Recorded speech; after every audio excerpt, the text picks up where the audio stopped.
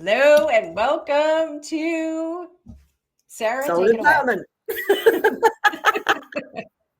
Good morning, good afternoon, good evening, ladies and gentlemen, wherever you may be in the world. And yes, this is how I start my programs. But yes, this is Soul Empowerment, David McLeod's program. And sadly, David's not with us this evening. Well, it's evening for me today.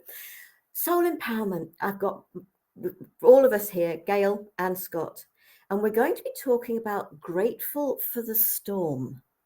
Now, David always likes to start with this with, please introduce yourselves. So I've got Gail beneath me and Scott beneath Gail on the screen in front of me. I'm going to start with you, Gail.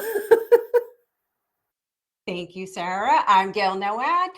I'm based in Beverly, Massachusetts, and I work with spirit-led coaches and healers, helping them to make authentic connection and healthy business relationships without hiding and silencing yourself. I play in the realm of leadership and spirituality and visibility.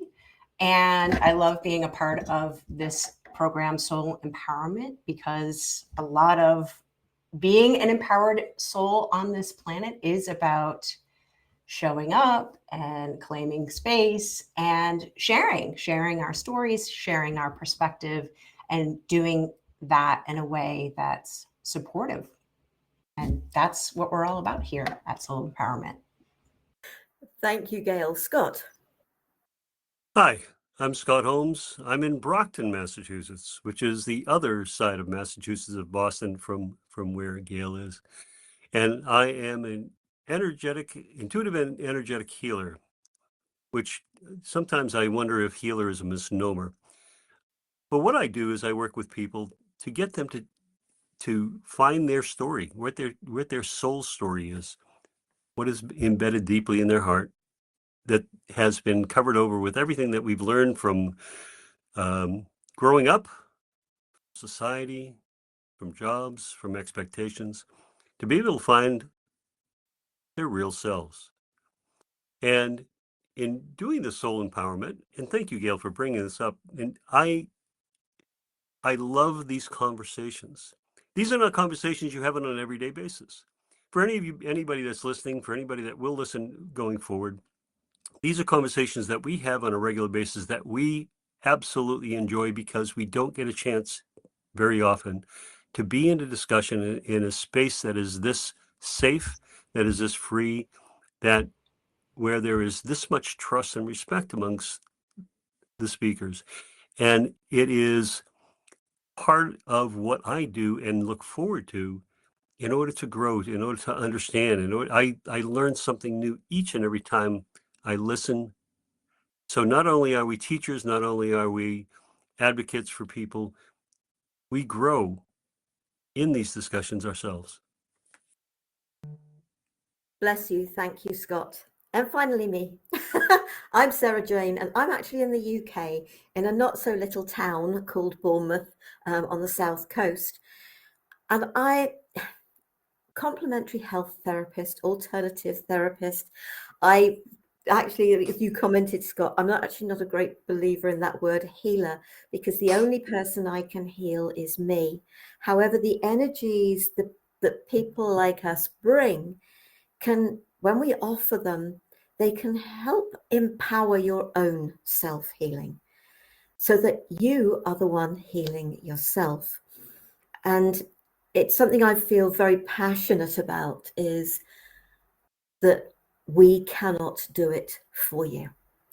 And I work with sound, I work with Reiki energy, with the toning, and that's a technique I call vocal Reiki, and that can really help people to connect with their inner child, the trauma, the hurt, the pain, and help the child to feel seen, listened to, heard, loved, from experiences that may have helped them, made them feel abandoned, rejected, unwanted, unlovable. And that's also why I do soul empowerment, and I mentioned Gift of Healing TV. Why I do these programs is because we've got so much wisdom from our own journeys, our own healing journeys to share, to support people in a way that hopefully will mean they don't have to take as long as we have. And so that's why I love these conversations. And as you said, Scott, it's absolutely about being able to have a conversation where we can, for me, there's soul food, these conversations, because we can speak as we feel, as we are aware there's a truth for us. And it doesn't have to be your truth. And the joy is by a group of us sharing, hopefully there's something here that each and every one of you will hear and it will resonate with you. And that's why we love these group calls. So sort of grateful for the storm. I know David normally reads a little bit from the write-up, but which one of you would like to start with what you feel that actually means to you? Gail, Scott saying, Yeah, I'll start. Sorry, Scott, I thought you went like this. I'll start since David and I were the ones that were on the planning call. And for me, grateful for the storm is, it's interesting that healing came forward in our introductions. And I think that when we can pause and reflect on the challenges or the disappointments or drama, chaos in our lives, maybe not so much when we're in the midst of it, but if you can do that, great. But when we can reflect on those times and be able to sort of from that 30,000 foot view, start to recognize, oh, actually, what part of this was happening for me? How did I grow from this? What did I learn about myself? What did I learn about the world? What did I learn about my desires? What did I learn about my boundaries? And suddenly it becomes easier to step out of the thing that happened or the thing that's happening and start to see with, I would say, your soul's eyes of how everything really is happening for us. I truly believe that. I know that sounds a little cliche, maybe. And I was literally talking to my youngest daughter about this yesterday. And, I had kind of that proud mama moment because she understood what I said. I said, even when things get tough, even, when unwanted circumstances are coming up in our lives, it is happening for us, even if we're not clear about how or why or what that even looks like in the moment. So that's grateful for the storm for me. I've actually heard of specific exercises that sometimes I need to implement when I'm in the midst of a storm. This is not my original exercise, but I heard this from someone that I used to follow on YouTube, and it's got kind of like a little negative sounding title to it, but it's been a practice that has really helped me in the past. And she calls it "Thank you, God, for my misery." And it's literally sitting down and expressing, basically doing a gratitude exercise for the things that are, making you miserable, for want of a better term here. And just in that exercise, it can pull you out of the reaction mode, the triggering, and help you start to experience that experience differently. Scott. Beautiful. Beautiful. I'm gonna tell the story for a few minutes, and this is personal for me. When we first came into Grateful for the Storm, there have been, like anybody, there have been a few times in my life where The storm is overwhelming. It's a hurricane force where it bowls you over. At 13 months old, my youngest daughter woke up and we couldn't get her to do anything. We couldn't get her to react. Her eyes were awake, yet we couldn't do anything. We couldn't get her to speak. We couldn't get her to react. And my wife called me and said, I'm taking Amanda to the doctors. And she woke up and I don't know what's wrong. So we go to the doctor's office. As I walk into the doctor's office, she's holding her, and all of a sudden she starts twitching. And we had a dog, a Cocker Spaniel, who had seizures. So I knew that right away it was what it was. We run into the doctor's office and say, she's starting a seizure. No, she's never had it before. Nothing like this has ever happened. And we are literally just kind of shaken. We take her in the doctor's office. The doctor's office is full of patients. There were 2 doctors on, and we go into a room and both doctors are there, and they're trying, even though there's no temperature, no anything, no indication, she's in full grand mal seizure. They try to put a line in, they try to get it calmed down, can't do it. We call an ambulance. Now, the waiting room is getting more and more filled up, and both doctors and both nurses are in the room with her. And it comes to the doctor, and the doctor says to us, I'm going with you to Boston. We're going into Boston. I'm taking her. He literally walks down the stairs with her and gets in the ambulance. Now he's got a waiting room full of patients, and this doctor got in the ambulance, and he said to us, I am not going to let her give her up until she's in front of a doctor. And he stayed with her the entire time. I'm driving behind the ambulance. If you know Boston traffic, it's some of the worst traffic in the country. And I'm trying to follow an ambulance on the highway about 3 foot from the bumper, trying to go all the way in. We get into it. My daughter was the youngest of 3 girls, and we'd only ever heard her laugh. She never really cried. She was one of those just beatific babies that never really cried, never had a problem. In the ER, my wife and I were outside the ER, and we are hearing her scream for the first time. She's crying, screaming. First time we'd ever heard this. She's 13 months old. Fast forward to 5 days later. She's in the PICU, pediatric ICU. She has what they call a stent in her brain. She has an A line into her groin. She is on 5 medications, and we don't know if she's going to live, basically.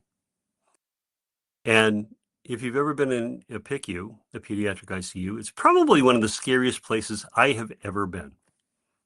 You have kids that are walking that line between life and death that are there. It's a amazing, amazing place. And the nurses, by the way, in a PICU are just special people. She survived that. We don't know how. When the doctor went in and did a biopsy, he said he had never seen devastation in a brain as bad as it was with her.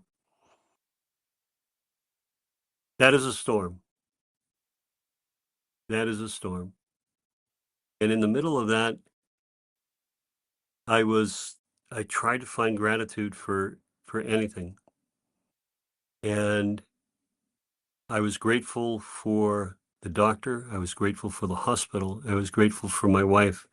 I was grateful that she was in the best hands possible in the world. And she did end up surviving. It was a very long process. We took her home from the doctor with a G tube, and we took her home with different things coming into the house, PTOT, counselors, doctors, nurses, everything coming into the house to be able to take care of her. And in all of this, I constantly tried to find gratitude. She did not pass in the initial, and she made it till she was 15 years old before she passed. But in all that situation, in everything that happened,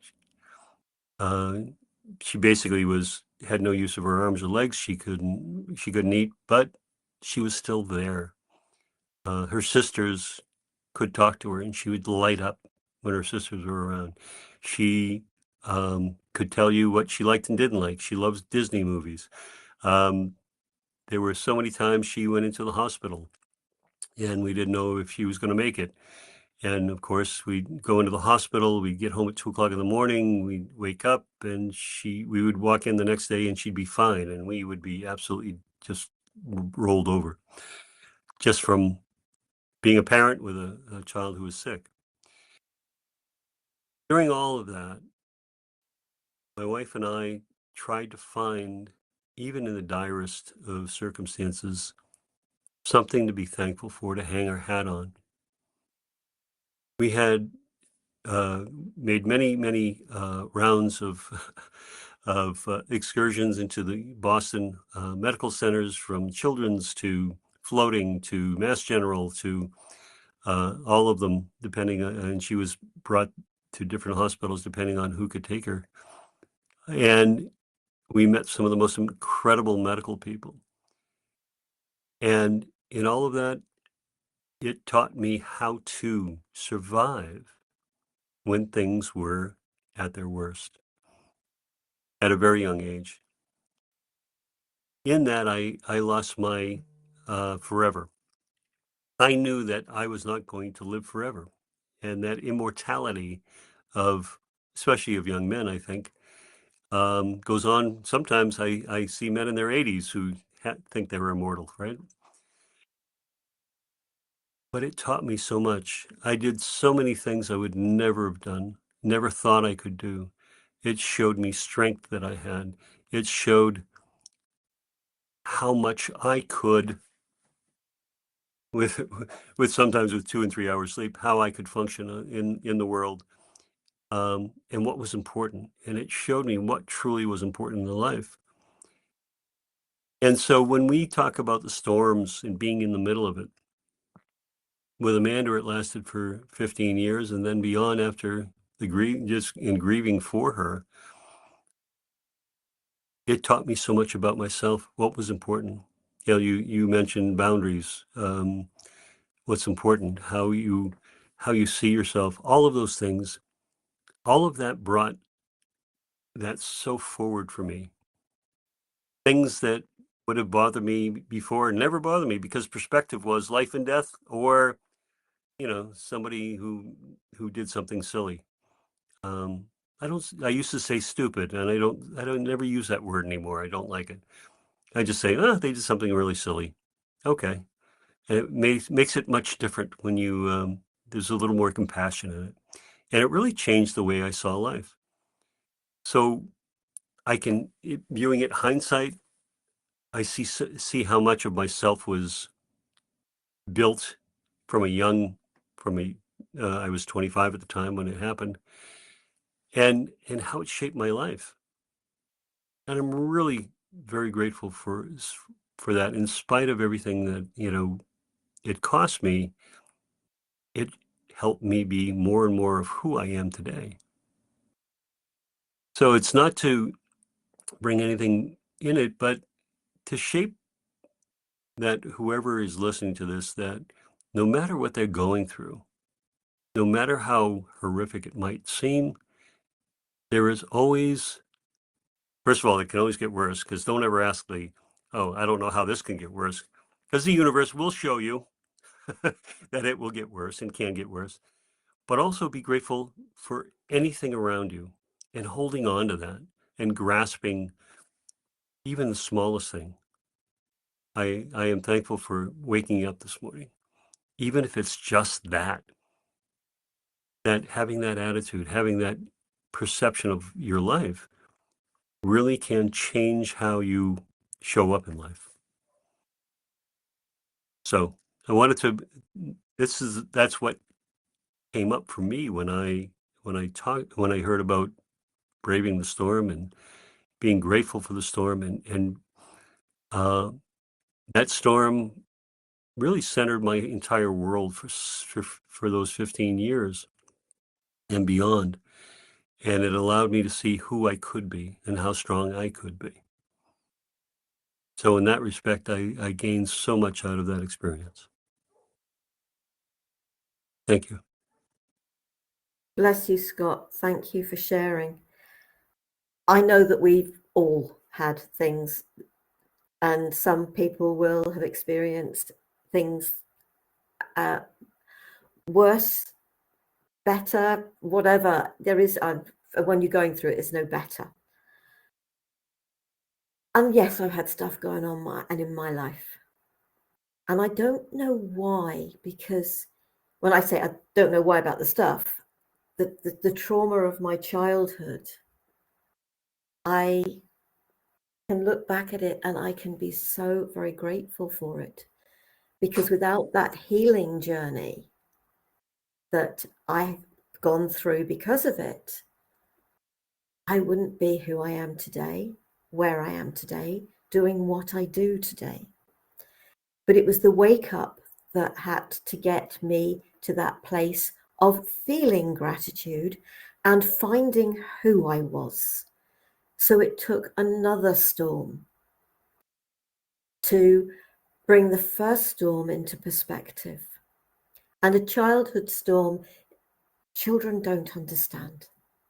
They can't have anything explained to them, circumstances, because they just can't understand, especially when you're only a year old. And Mary, you've written a comment. It often feels really hard to feel grateful for the crisis we are going through, even after. Sometimes I still feel resentment and frustration and grief coming periodically. My early childhood trauma left me a people pleaser. It left me so unhappy that I have so few memories of 20, 30, nearly 40 years of my life. And when a friend said to me, "But why don't you remember these things?" I said, "Well, why would I want to remember them? I was so unhappy." I've got 2 failed marriages behind me because I was just so desperate to be loved when I felt unloved and unlovable. And my heart goes out to both of them but they were part of my journey. And now I can look back from an adult perspective and I can ask questions. If there are people still around who can answer those questions, and they are getting fewer and fewer, to help me understand what happened, the true circumstances around what happened.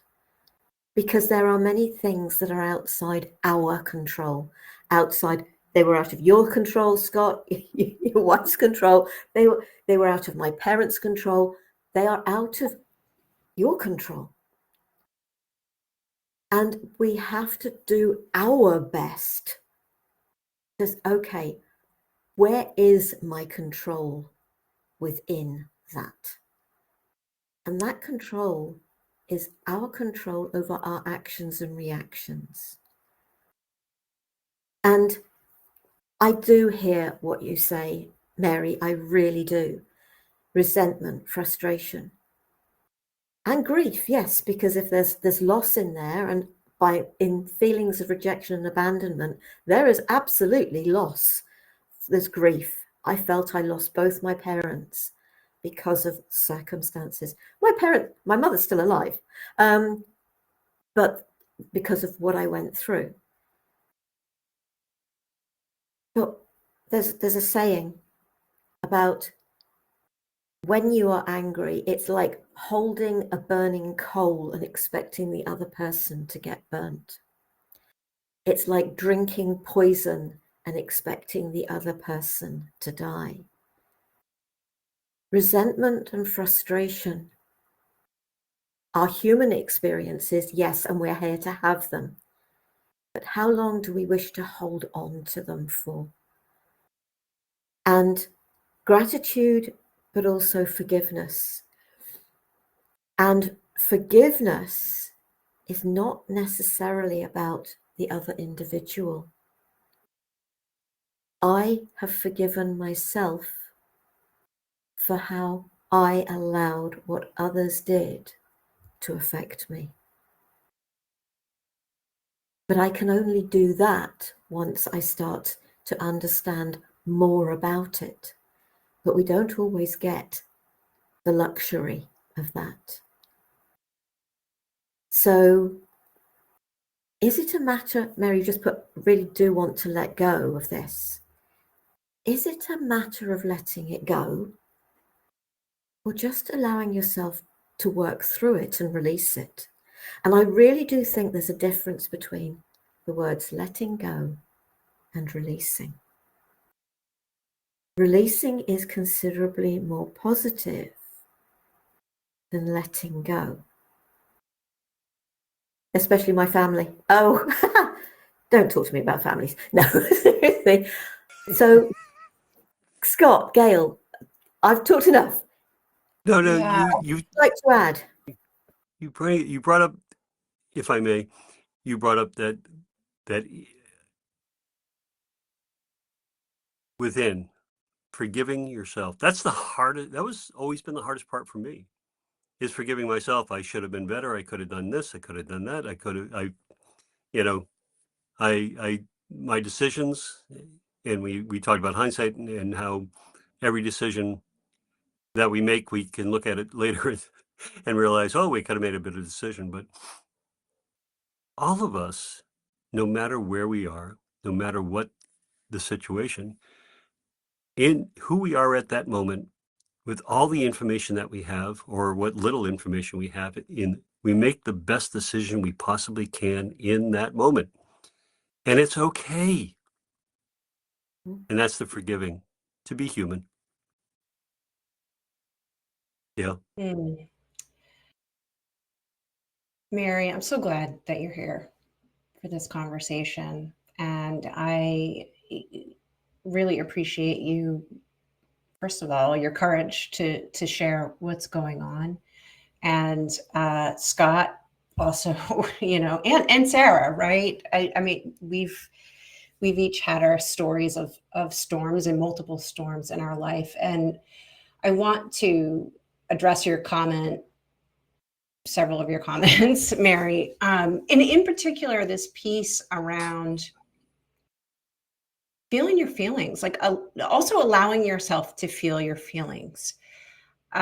Yes, perhaps you say that you do want to let go of this, and so perhaps that's the desire, that's the goal that's pulling you forward right now, or drawing you into a different experience. And it's also not a race, it's not a competition. So you can give yourself grace, you can give yourself compassion. Sometimes it always unfolds on the right timeline, and yet we can get impatient with that and impatient with ourselves, and feel that judgment or shame about, why isn't this happening faster? Like, I want this and it's not happening. And so I would encourage you, number one, I mean, complex trauma is complex, and it can take time. It has taken me years to get to a place where I can forgive some pretty egregious things from my childhood. It took decades for that to happen.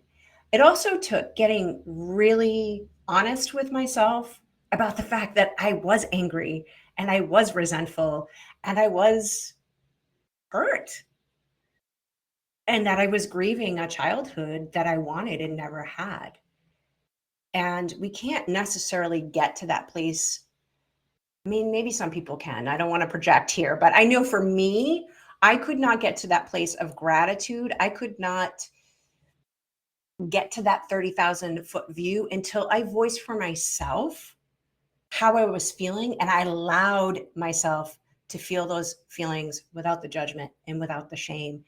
And to just simply say, yeah, of course.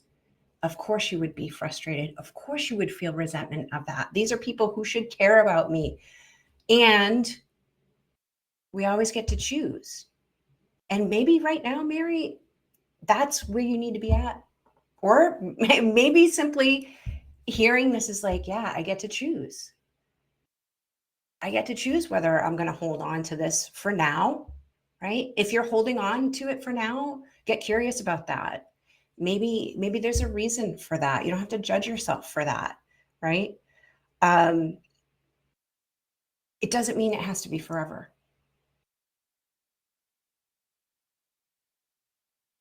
Mary, earlier this year, Scott, myself, and 25 other people contributed to a book. And I am going to mention it here because I do think this is actually relevant. I didn't become selfish. I became harder to manipulate. And the storms in our life, I believe, come when we are actually ready. It is time for us to step forward into our own lives, to find out who we truly are, to take back our life, to start the boundaries, as you talked about, Gail. It is time to set the boundaries. And if people are acting and reacting and projecting on you what is their stuff, if you have to step back, and it is taking courage in your hands. When my wake-up call, life quake, whatever you want to call it, came, I eventually stepped out of my marriage. My job got taken away, and I ended up by sort of moving, and actually it was the best thing that could have happened in my life. Didn't feel comfortable at the time. No, of course it didn't. How do we view these things? Can we find a way of looking at things to realize that that straw that broke the camel's back, that actually says to us, right, it's got to stop, and I'm stopping it? Because sometimes, in too many cases, we don't take the hints that the universe throws at us, and it takes that kick up the and all any other term you want to use to make us do it. What? And Elisa said, what if I'm still in relationship with the trauma? And I get that. I so get that, because the trauma that occurred to me was so young in my life. And I would say to you, find what works for you, because I know I help people with childhood trauma, but that's not about selling ourselves. Find somebody that can help you to revisit that inner child, that younger self, to support you with getting to know yourself, connecting with yourself, being there for yourself. A quote, and I use this so often, by Alice Little. As a traumatized child, we were desperately waiting for the adult that would come and save us. What we didn't understand was that it would be ourselves as an adult. And that spoke so deeply to me. And sadly, it takes the storm in our life for far too many of us, and it did for us to be able to take our courage. And it is about courage. in our own hands to move forward. So I'm going to stop there. So if I may, working with a number of people, and the three of us do work with clients all the time. And I find that if in walking through relationships and trauma and things that we've held on to for so long, we don't know who we are without it. We don't know it's how we define ourselves. One of the scariest parts about learning about yourself is uncovering those and realizing, what if it's not there? How do I see myself? I've used this particular thing for so long. It's been a part of me for so long. It's such a big part of me. It's how I define myself. It's the story I tell. How do I let it go when I've let it be such a big part of me? And that is the scariest part. And finding somebody that can help you, support you, and have a safe space for you to be able to walk out of that is really, really important. Because all of us need to be supported. And Sarah, you've used that many times. I absolutely adore it, because when it comes to healing your inner child, you are that adult now that can do that. Nobody knows that child better than you. Nobody has seen that child, has had those conversations with them more than you. And nobody can soothe, bring love, and heal that child more than you.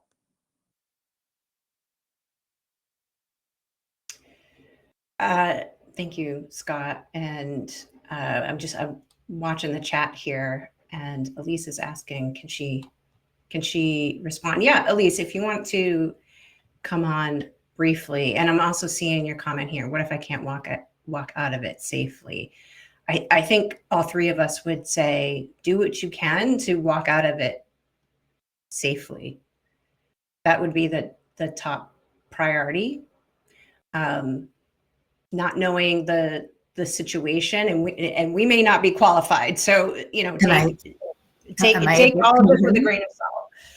Go ahead. Are you able to hear me? So there are no coincidences, Scott. I probably was born with seizures, breech forceps birth, convulsions at age 1, first seizure at age 9.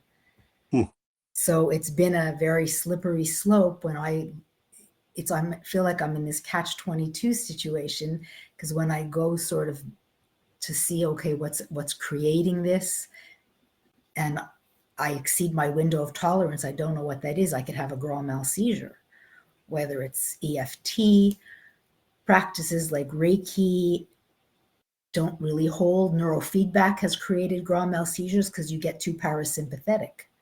So it's like, I don't know where that balance lies. So what choice do I have other than to love things as they are? Because I always say my symptoms haven't allowed me to explore who I am. So like feeling feelings is like, but not too much. Mm. Wow. It's a pretty interesting. So, but I wouldn't be who I was and being in the healing professions myself if this wasn't part of my life. But your story really touched me, Scott. Oh, thank you. And being in the healing, I think we all have gone through these things to be able to be in the healing modalities. We looked for answers for ourselves before we ever reached out to other people to offer these gifts. And it sounds like you have an understanding, a fuller understanding of what it's like to have those debilitating seizures more than anybody else. And I have no doubt that you help people because of that, no matter where you feel stuck. And there are gentle modalities that can move things along slowly. And that's what I would always say. If your physical body can only take so much, then only do so much. Move it 1 degree, not 20 degrees, 1 degree at a time, and allow your body to adapt to it. And that's what I found very helpful with clients that have different maladies. Thank you. I'm in full agreement with Scott. When I'm working with the vocal Reiki technique, I get the sense of that's enough. And I've had people say to me, "Oh, can I come back to you next week for the next session?" And the answer is no. The work that we've done, that takes time to settle. It is one layer at a time. And I tend to, if people sort of require more than one session of the vocal Reiki with me, it's at least a month. And somebody did try to come say, "Oh, can I have another session?" It was 2 weeks later. And I said, she booked it. I didn't want to book it. And something stopped her from being able to have it. Her end, not mine. And she had to wait the month. You know, it's trusting there is a journey. It's the layers of the onion. And we have to do it one at a time. We really do. And it isn't easy. It is something my mother said years ago. It has taken you years to get to this point. You're not going to fix it in 5 minutes. And it is so very true. There's not a pill for these things. But I want to come back to something that Mary also has said here about, you know, voices from some schools of thought, other people, myself, that says, well, sure, your childhood wasn't great, but still all of us. Mary, please, if you can, help yourself to control your monkey mind. Because our monkey mind can actually be our worst enemy. It really can. You're letting what other people have said control you. And you can release that. It's how do you feel about yourself? Letting go of, and I've used that, but releasing, getting rid of the voices of other people. Again, it's the layers of the onion. It takes time. I've been doing this, well, the accident that was the wake-up call was in I think it was 1996. But I didn't find the Reiki until 2002. I didn't find any of these amazing healing modalities till 2002. But I was in a place of amazing trust before I got to that point. And I don't know why, but I'm so grateful that I was. It's about trusting and believing in ourselves. And you don't have to take on board what other people say about you, because it's got nothing to do with you. Trust and believe in yourself.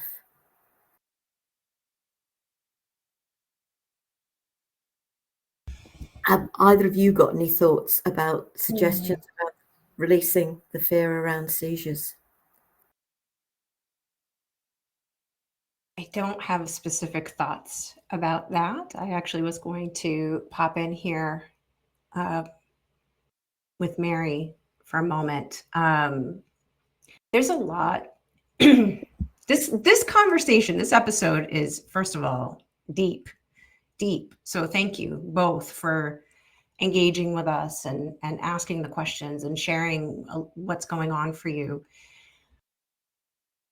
And I just want to presence this from the space of letting you know that you're not alone. This isn't, I'm not making excuses or anything, but there's a lot coming up right now in regards to family dynamics. Family in the sense of our family of origin, our chosen family, but also our soul family. And I think, I don't know for sure, but my sense of things is that much like a lot of things right now, the old ways of doing family are breaking down. so that we can do it differently, so that we can do it in a way where we can actually see each other and hear each other and not hurt each other. And that's going to take time. And it really starts with the relationship with ourselves and understanding that, yeah, sometimes we're put in situations and we're brought into families and we feel like we're aliens. We feel like the black sheep. We feel like the outcast. And I'll say it, it sucks. It sucks. And whether you can feel this right now or not, your family is showing you exactly who you are, how powerful you are, and what you're all about. They just happen to be showing you from a place of contrast. And I've had people tell me this at different phases in my own journey, and I did not want to hear it. And so if you do not want to hear this, I totally get it. And I'm sharing it anyway, because maybe someday you'll be tuning back into this, or you'll remember this and you'll be like, yeah, it's not okay the way they were with me. And I can still love them from afar. And I get to choose who my true family is. So I'm hoping that something in there is giving you some peace, because my sense is the fact that Mary and Elise are here, number one, you care about these things and you care about compassion and connection and unity and healing and connecting with your true self and connecting with source or God or creator, whatever you want to call that. And we need more of that in the world.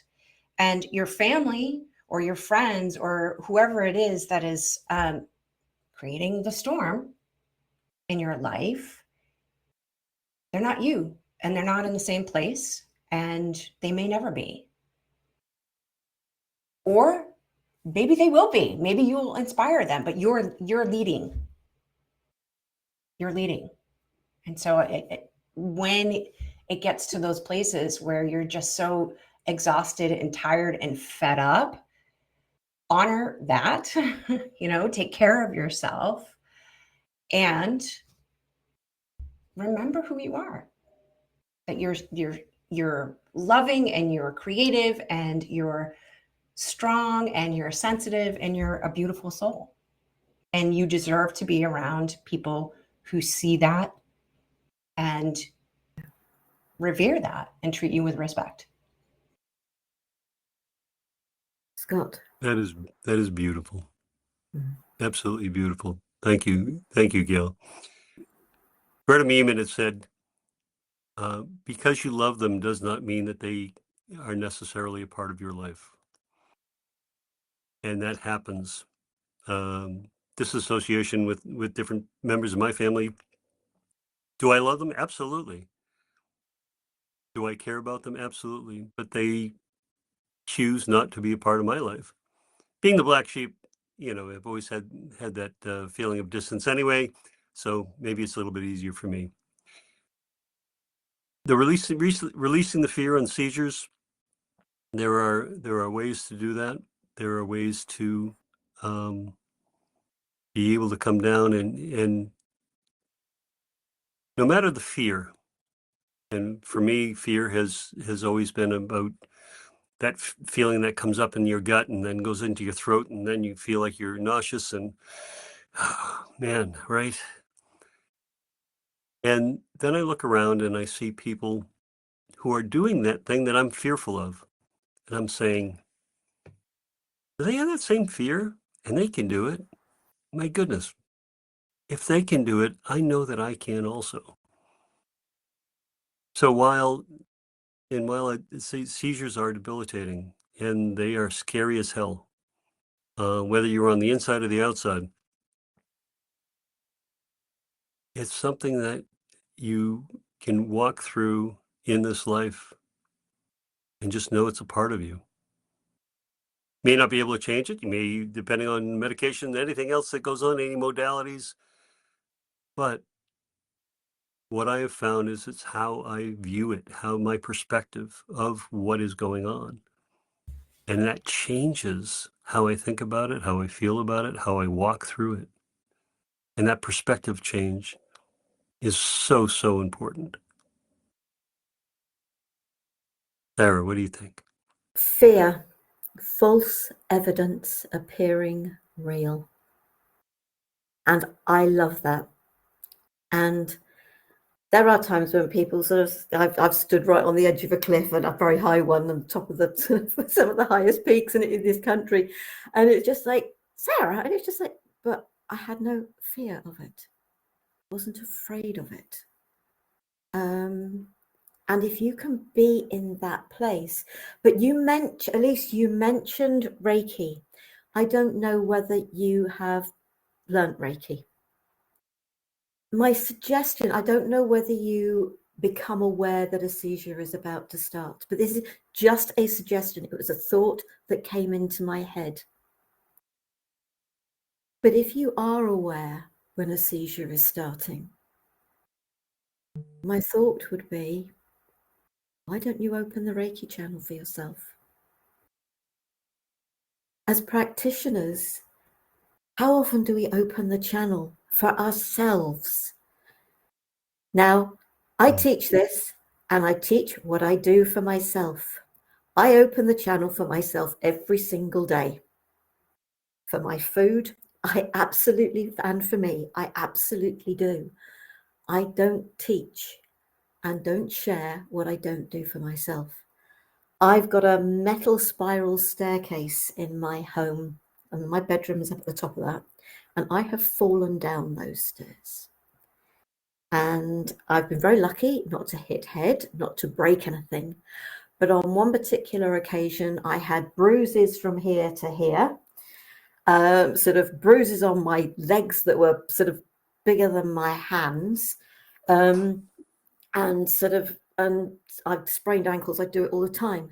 And my first reaction is to open the Reiki channel for myself. And these days, if I'm actually on my own, I might just bring in some of that sound energy as well. What is the gift that we have got within us that we offer to others? Do we use it for ourselves? And the answer to that for me is, yes, I do. And I try to remember, because I've learned a little bit about homeopathy, and I mean a very little bit. I'm not a homeopath, but I have a lovely little kit, and it's called Basics Plus. And that is my go-to, rather than go to a doctor. And if I've fallen, Arnica, Ignatia, they are brilliant. So maybe you can't do anything about preventing the seizure, but what can you do to support you through it and on the other side of it? And Ignatia is, that one for me is about bereavement. It's about loss. So maybe that is, and Mary, maybe that's one to think about for you too, because there is going to be grief. If you choose to let go of your of aspects of your family, that is going to be a loss. So maybe a homeopath is somebody that can help you. But there are so many amazing techniques and practices out there. Explore what you feel resonates with you. So many people may not appreciate Reiki. Some people definitely don't want the sound. Some people, no, I can't revisit my childhood. It's what feels right for you.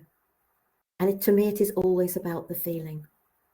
And I'm going to say a massive thank you to both of you.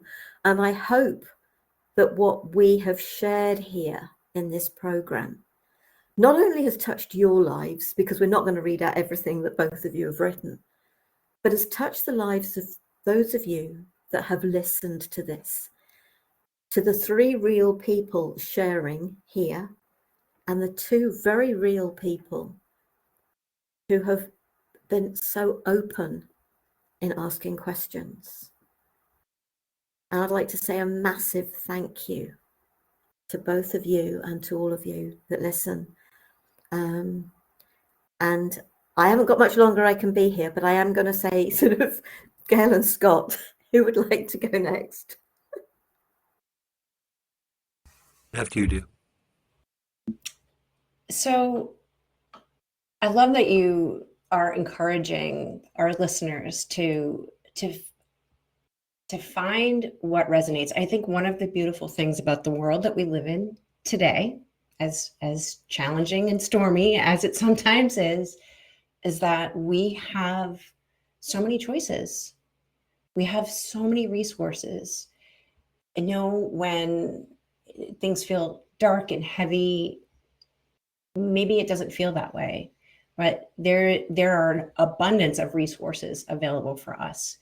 And each of us, we work with clients. If you've felt a resonance with one of us, reach out. You can reach out to any of us. And what I would say is, trust in yourself, trust in that good feeling when you feel drawn to a particular person or a particular resource or a particular healing modality. I also think that, we've been conditioned to not really trust our own inner authority, right? Especially, I'm thinking about Western medicine in particular. We go to the doctor and we just take it on fact that they know better than us about our own bodies, and that's simply not the case. We might need a little practice tuning in, and Elise and Mary too, right? And everyone who's listening, you know what feels good. You might need practice tuning into what that looks like, how that shows up for you. And just remember, like, the path is there. The path is there. It's about honoring your feeling. It's about trusting your instincts. And it's also about just getting to that place where you're able to ask for help and receive it. Some of us have had challenges with simply asking for support and asking for help, and it's totally okay to be in that place. Sometimes we can do the work on our own, and that works for us. And there are stops on our journey where we need support, and that's okay too. We're coming close to a close, but I just wanted to say that I have had the ability to meet so many people who do so many incredible modalities that I've never heard of.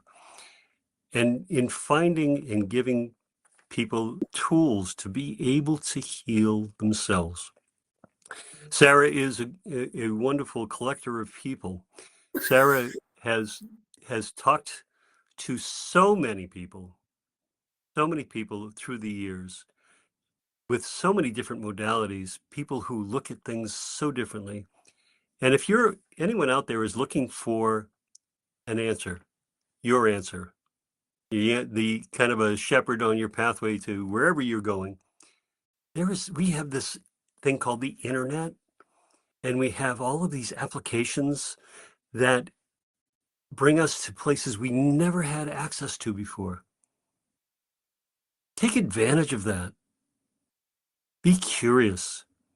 I think, Gail, you hit it about being curious. Be curious. Curiosity. Remember when you were in school, curiosity allowed you to learn things you didn't know. It allowed you to become the person you are. So allow that curiosity to come forward. Whether you're in a storm or it's gentle waves, stay curious about your life. I want to say thank you to each of you, both Gail and Sarah. David, wherever you are, you were missed.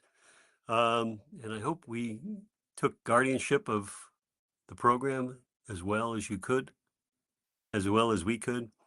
And I really want to thank Elise and Mary for showing up, being a part of this program, for understanding that you can find answers anywhere you are. So in closing, I want to say thank you to Sarah, thank you to Gail, and thank you to everyone listening. For the next show, come on back.